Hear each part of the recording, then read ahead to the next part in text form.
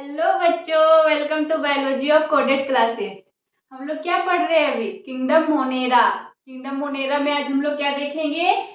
Classification. Kingdom Monera का classification कैसे करेंगे, वर्गीकरण कैसे करेंगे, उसमें जो स्पीसीज है उससे कौन कौन सा ग्रुप देंगे, कौन कौन सा कैटेगरी देंगे, इनके बारे में देखेंगे। किंगडम मोनेरा को हम लोगों ने कितने ग्रुप में बांटा है? दो ग्रुप में, यू बैक्टीरिया और आर्की बैक्टीरिया। कौन कौन सा ग्रुप है? यू बैक्टीरिया और आर्की बैक्टीरिया। यू बैक्टीरिया को हम लोग एक ट्रू बैक्टीरिया बोलते हैं, सच्चा बैक्टीरिया। कौन सा बैक्टीरिया है ये? True bacteria.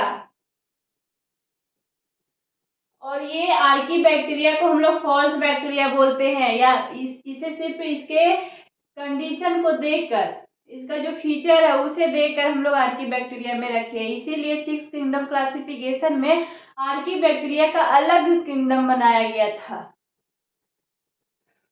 लेकिन हम लोग 5 किंगडम क्लासिफिकेशन को फॉलो करते हैं, इसीलिए हम लोग किंगडम मोनेरा को दो ग्रुप में बांटा है, यू बैक्टीरिया और आर्की बैक्टीरिया। हम लोग पहले आर्की बैक्टीरिया के बारे में देखते हैं।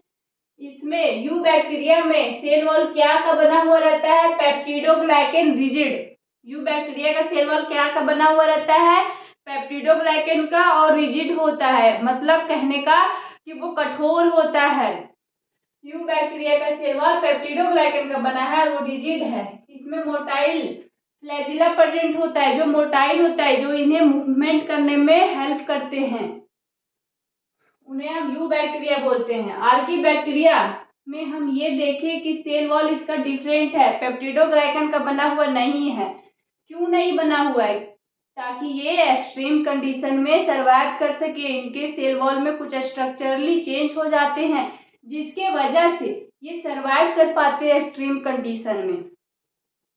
तो आर्की बैक्टीरिया को हम लोग क्या बोलेंगे? इनका सेल वॉल डिफरेंट होता है, इनका स्ट्रक्चर इसलिए चेंज होता है ताकि ये एक्सट्रीम कंडीशन में जी सके, सरवाइव कर सके, जीवित रह सके।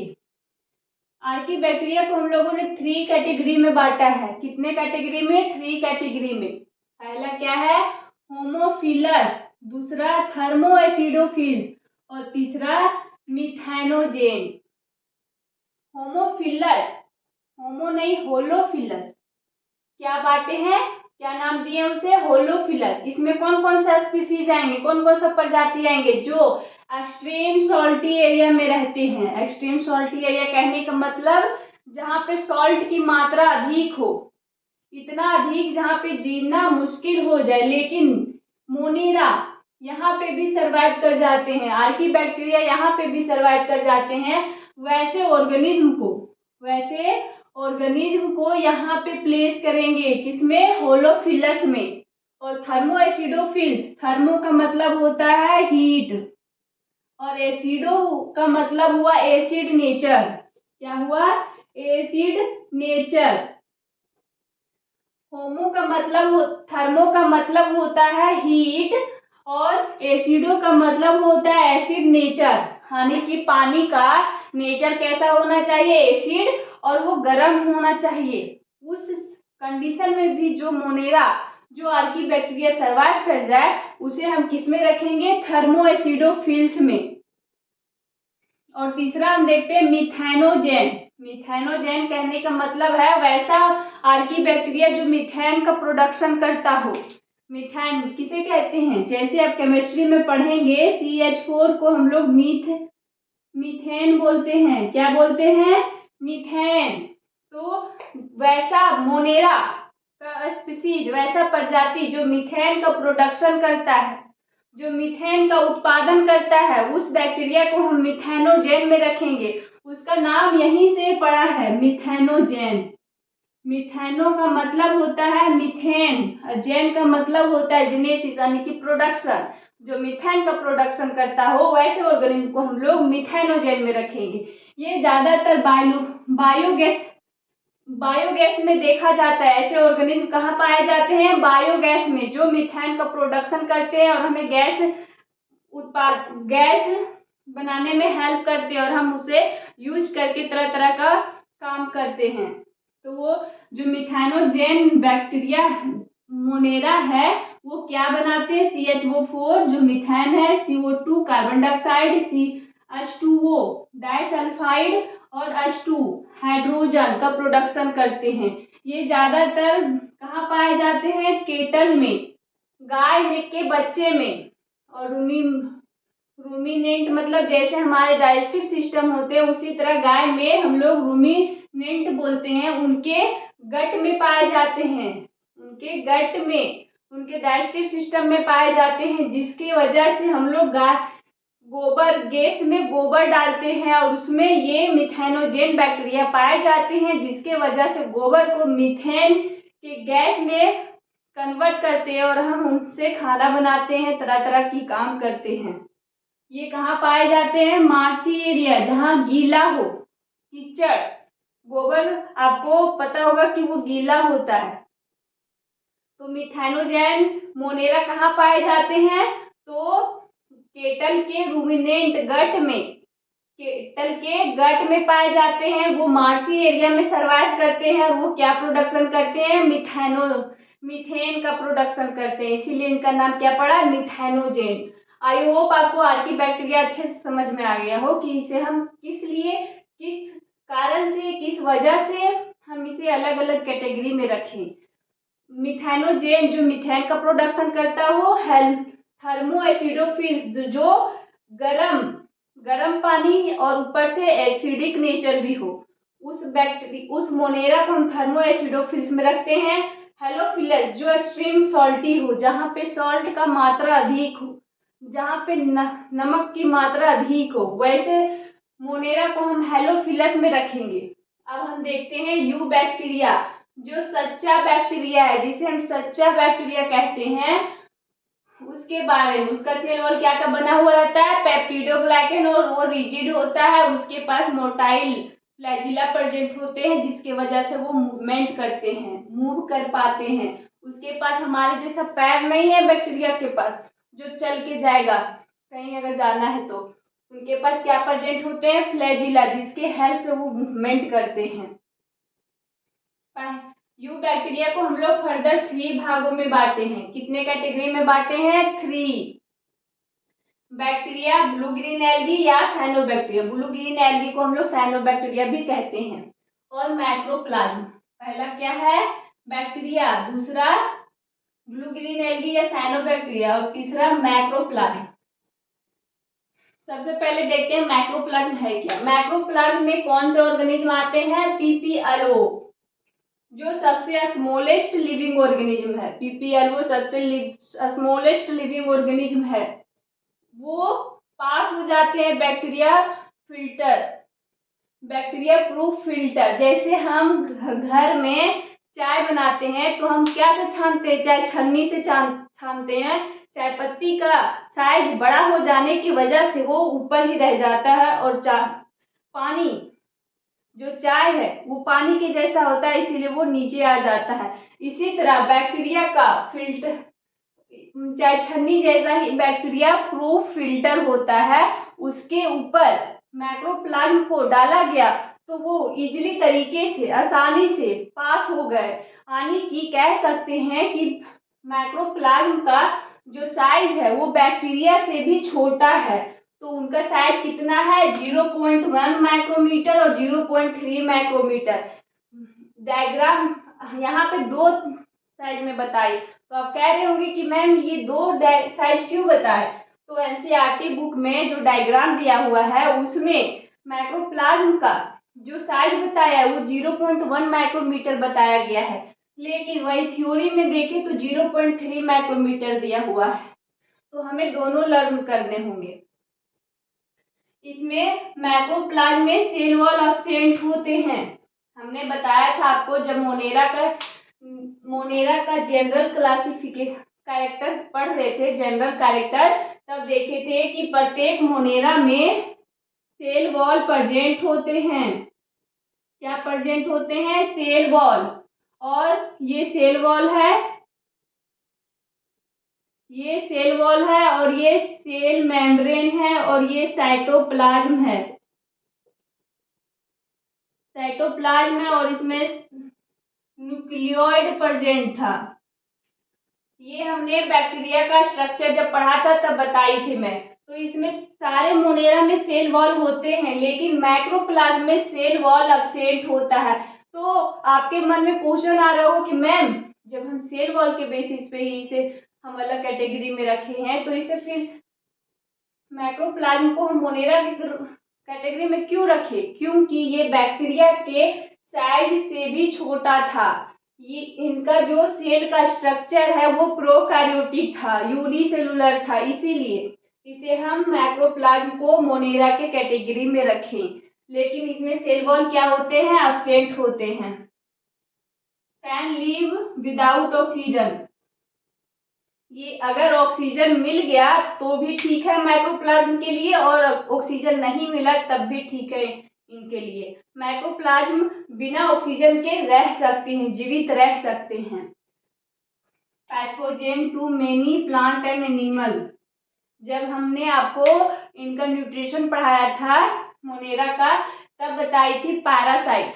पैरासाइट कैसा ऑर्गन, पैरासाइट का फीचर क्या बताई थी? प्लस माइनस का रिलेशन मैंने बताया था, प्लस और माइनस। पैरासाइट में क्या था? प्लस माइनस का रिलेशन। पैरासाइट प्लस का कहने का मतलब है कि जो पैथोजेन है, जो हमें बीमारी देता है, उसे हम पैथोजेन कहते हैं, ठीक है।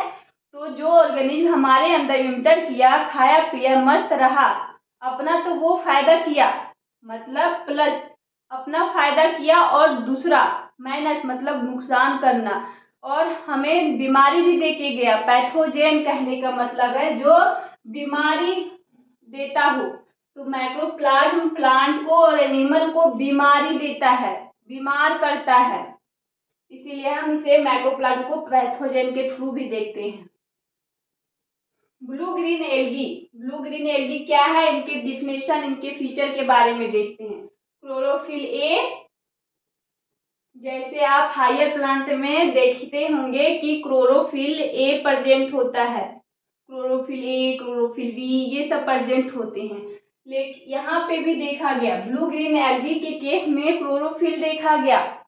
तो आपका आ रहा होगा मन में ख्याल कि मैम, अगर इसमें क्लोरोफिल ए प्रेजेंट है तो इसे हम हायर प्लांट ग्रुप में क्यों नहीं रखे, प्लांट किंगडम में क्यों नहीं रखे? तो उनके जैसा दिखते हैं, स्ट्रक्चर नहीं प्रेजेंट होते इनके पास, मेम्ब्रेन बाउंड ऑर्गेनेल एब्सेंट होते हैं, शायद आपको पता होगा।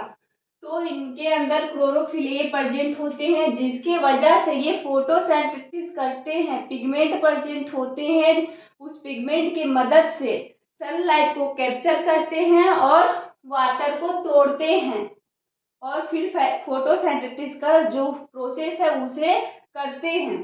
तो यहाँ पे ऑक्सीजनिक फोटोसिंथेसिस होता है।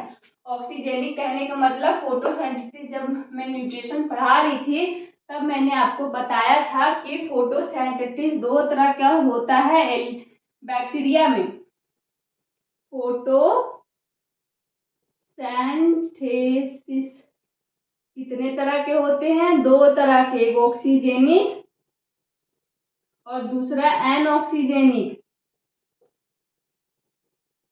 और ऑक्सीजेनिक में एग्जांपल दी थी ब्लू ग्रीन एल्गी, और एनऑक्सीजेनिक में पर्पल सल्फर बैक्टीरिया और green sulphur bacteria. Blue green algae है, वो क्या कर रहे थे? ब्लू ग्रीन एल्गी लाइट का, सनलाइट का जो लाइट है उसे कैप्चर कर रहे थे, और उसके बाद ऑक्सीजन को रिलीज कर रहे थे, वाटर को तोड़ के ऑक्सीजन रिलीज कर रहे थे। तो यहाँ पे ब्लू ग्रीन एल्गी के बारे में पढ़ रहे हैं, तो यहाँ पे क्या होगा? ऑक्सीजन फोटोसिंथेसिस होगा। ब्लू ग्रीन एल्गी कैसा फोटोसिंथेसिस करते हैं? तो ऑक्सीजनिक, जो वाटर को तोड़ के ऑक्सीजन को रिलीज करते हैं। ये पहला ऑर्गेनिज्म है जो हमारे एनवायरमेंट को ऑक्सीजन दिया था, जिसके वजह से आज ये दुनिया सरवाइव कर पाई है। यूनिसेलुलर और कोलोनियल और filamentous, blue green algae unicellular होते हैं। मोनेरा कैसा है? यूनिसेलुलर ऑर्गेनिज्म और प्रोकैरियोटिक। तो यहाँ पे बोला जा रहा है कि ये यूनिसेलुलर तो है, लेकिन ये कॉलोनियल भी है, ये फिलामेंटस भी है। कहने का अगर आप कॉलोनी के रूप में अगर इन्हें देखेंगे ब्लू ग्रीन एल्गी को, तो आप कंफ्यूजन में हो जाएंगे कि ये यूनिसेलुलर है या मल्टी सेलुलर। जैसे यहाँ पे देखिए, यहाँ पे 1 2 3 4 सेल है, तो आप बोलेंगे कि मैम ये तो यूनिसेलुलर नहीं है, ये तो मल्टी सेलुलर है। नहीं, ये यूनिसेलुलर ही है, लेकिन कुछ सेल आपस में मिल जाते हैं, कॉलोनी फॉर्म करते हैं, इसी वजह से वो कॉलोनियल फॉर्म में भी देखा जाता है, फिलामेंटस रूप में भी देखा जाता है। FW का मतलब होता है फ्रेश वाटर। ये कहाँ कहाँ पाए जाते हैं? फ्रेश वाटर में भी, मैरीन वाटर में भी और टेरेस्ट्रियल में भी। ये एल्गल ब्लूम का फॉर्मेशन करते हैं। एल्गल ब्लूम कहने का मतलब है कि जब आप पॉल्यूटेंट वाटर, जैसे आप गंदा पानी कहाँ पे प्रेजेंट हो सकता है? तालाब में, लेक में, ये सब में अगर आप देखते होंगे, झील वगैरह जाते होंगे तो वहां देखते होंगे कि ऊपर एक हरा हरा सा परत जम जाता है, तो वो क्या है? वो एल्गल ब्लूम है, जो क्या काउज करता है, जो उसमें प्रेजेंट होते हैं जो ऑर्गेनिज्म, उसे ऑक्सीजन नहीं देते, ये सारे ऑक्सीजन यूज कर लेते हैं। वाटर में जितने ऑक्सीजन होते हैं एल्गल ब्लूम यूज कर लेते हैं, और अदर ऑर्गेनिज्म जैसे फिश, फ्रॉग, ये सबको ऑक्सीजन नहीं मिलता, जिसकी वजह से ये मर जाते हैं। तो ये ब्लू ग्रीन एल्गी क्या फॉर्म करते हैं? Algal Bloom. Symbiotic relationship show करते हैं। सिम्बायोटिक कहने का मतलब है कि प्लस प्लस, अपना भी फायदा करते हैं, जिसके साथ रहते हैं उनका भी फायदा करते हैं। जैसे मैं एग्जांपल देती हूँ यहाँ पे, दाल का पेड़, जैसे लाहर, आप सुने होंगे कि अगर खेत का मिट्टी उपजाऊ नहीं है तो लाहर का पेड़ लगा दीजिए। क्यों लगाने बोलता है? क्योंकि वहां पे कुछ बैक्टीरिया आते हैं। मान लीजिए ये लाहर का पेड़ है, लाहर का झाड़, ये लाहर का पेड़ है, क्या है? लाहर का पेड़ है, और इसमें यहाँ पे कुछ बैक्टीरिया आए और इससे रिलेशन किए, इससे अपना रिश्ता जोड़े और बोले कि भाई तुम मुझे रहने के लिए जगह दो, मुझे खाना दो, मैं तुम्हारे लिए नाइट्रोजन फिक्स कर दूंगा। तो यहाँ पे बैक्टीरिया को क्या फायदा हुआ? मोनेरा को क्या फायदा हुआ? इन्हें रहने के लिए घर मिल गया, हाउस, और फूड, खाना भी मिला और घर भी मिला। और ये पेड़ को क्या मिला? पेड़ को नाइट्रोजन मिला, नाइट्रोजन, जिसके हेल्प से ये खाना आसानी से बना सकता है, जीवित रह सकता है। मिनरल का रिसाइकलिंग करते हैं मोनेरा लोग। तो यहाँ पे मोनेरा को भी फायदा हुआ और प्लांट को भी फायदा हुआ। तो यहाँ पे प्लस प्लस का रिलेशन होता है। ब्लू ग्रीन एल्गी कैसा रिलेशन शो करते हैं? तो प्लस प्लस का सिम्बायोटिक रिलेशनशिप शो करते हैं। ये कॉलोनियल, जब ये कॉलोनी फॉर्म करते हैं तो इनके चारों साइड क्या का सीट प्रेजेंट हो जाता है? म्यूसिलेज सीट प्रेजेंट हो जाते हैं। म्यूसिलेज सीट कहने का मतलब है, जैसे ये फिलामेंटस रूप है ब्लू ग्रीन एल्गी का, तो ये किनारे किनारे ऐसे म्यूसिलेज सीट बना लेते हैं। इससे क्या होता है कि ये डिहाइड्रेशन से बचते हैं। डिहाइड्रेशन कहने का मतलब है कि ये सूखते नहीं हैं। इसके अंदर, ब्लू ग्रीन एल्गी के अंदर हेट्रोसिस्ट का भी प्रोसेस देखा गया है। हेट्रोसिस्ट कहने का मतलब है एक ऐसा तरह का सेल अपने अंदर बना लेते हैं जिससे वो नाइट्रोजन फिक्स करते हैं। ये ज्यादातर खाना खुद बनाते हैं, लेकिन यहाँ पे मान लीजिए अगर ये हेल्प करना चाहे तो कैसे करेंगे? अपने सेल में कुछ मॉडिफिकेशन करेंगे, कुछ चेंज करेंगे, जिसकी वजह से ये नाइट्रोजन को फिक्स कर सकते हैं। तो यहाँ पे हाइड्रोसिस्ट का फॉर्मेशन करेंगे। आइए एग्जाम डायग्राम के थ्रू इन एल्गी हाइड्रोसिस्ट का फॉर्मेशन कैसे करते हैं उसके बारे में जानते हैं। ये भी सेल है, ये भी सेल है, ये भी सेल है, ये भी सेल है। ये सेल CO2 फिक्स करते हैं। CO2 फिक्स करके ये लोग क्या करते होंगे?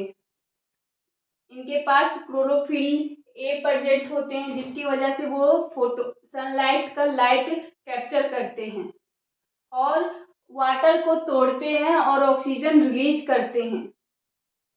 तो ये CO2 फिक्स करते थे, जिसकी वजह से फोटोसिंथेसिस होता था। ये सेल जो है अपना स्ट्रक्चरली चेंज कर लिया और ये हेटेरोसिस्ट का फॉर्मेशन करवाया, जो नाइट्रोजन फिक्सेशन करने में हेल्प करेगा। जो हेटेरोसिस्ट है वो क्या करता है, अपना स्ट्रक्चर में अपने वॉल को, अपना जो वॉल है उसे, अपना वॉल को क्या कर लेता है, ठीक कर लेता है, मोटा कर लेता है और सेल के कंपेयर में लार्ज कर लेता है अपने आप को, जिसके वजह से यहाँ पे फोटोसिंथेसिस 2 एब्सेंट हो जाता है। जब फोटोसिंथेसिस पढ़ाऊंगी तब फोटो सिस्टम 1 और फोटो सिस्टम 2 पढ़ाऊंगी, तो हेटेरोसिस्ट बनाने की वजह से फोटो सिस्टम 2 एब्सेंट हो जाते हैं। इसके एब्सेंट होते ही वाटर CO2 को कैप्चर नहीं करेगा ये फोटो सिस्टम 2 और वाटर को स्प्लिट नहीं करेगा, तोड़ेगा नहीं, जिसकी वजह से ऑक्सीजन रिलीज नहीं होगा। ये एनारोबिक कंडीशन शो करने लगता है। यहाँ पे जब ऑक्सीजन रिलीज ही नहीं होगा तो एरोबिक कंडीशन तो होगा ही नहीं, इसीलिए यहाँ पे कंडीशन कैसा आ जाता है, एनारोबिक। अब हम देखते हैं बैक्टीरिया के बारे में। बैक्टीरिया के बारे में पढ़ते हैं। बैक्टीरिया है क्या, इसके बारे में हम लोग पहले ही कुछ जान चुके हैं, लेकिन अभी भी देखते हैं कि बैक्टीरिया को हम लोगों ने कैसे क्लासिफाई किया है। यूबैक्टीरिया में बैक्टीरिया जो है वो उनका स्ट्रक्चर कैसा है, सिंपल, स्ट्रक्चर सिंपल है और बिहेवियर कैसा है, कॉम्प्लेक्स। बिहेवियर कॉम्प्लेक्स है। ये मोस्ट डाइवर्स मेटाबॉलिक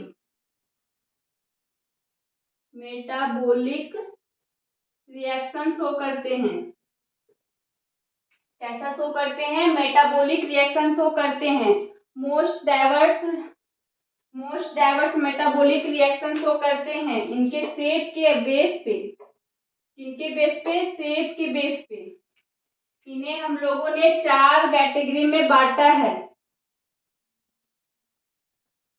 कितने कैटेगरी में बांटा है, 4 कैटेगरी में। अगर वो रोड शेप का दिखता है, रोड शेप में दिखता है, ऐसे रोड शेप में दिख रहा है, तो इसे हम बोलेंगे, इसे क्या बोलेंगे हम, बैसिलस। अगर ये रोड शेप में है तो इसे हम बोलेंगे बैसिलस। अगर ये स्फेरिकल है यानी कि ये गोल दिखता है तो इसे हम क्या बोलेंगे, कोकस। अगर ये कोमा शेप में है, कैसा शेप है, कोमा शेप में है, ऐसा दिखता है, तो इसे हम बोलेंगे विब्रियम। अगर ये स्पाइरल है तो इसे हम क्या बोलेंगे, क्या है ये, स्पाइरल। कैसा स्ट्रक्चर है इसका, स्पाइरल है, यानी कि ये कैसा दिखता है, स्पाइरल के जैसा, तो इसे हम क्या बोलेंगे,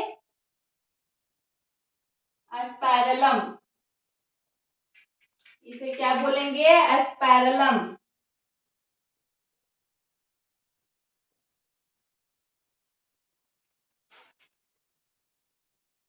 बैक्टीरिया का जो स्ट्रक्चर है वो सिंपल है, लेकिन उसका बिहेवियर कॉम्प्लेक्स है। ये most diverse metabolic reaction show करता है। इनके अंदर बहुत सारे ऐसे रिएक्शन होते रहते हैं।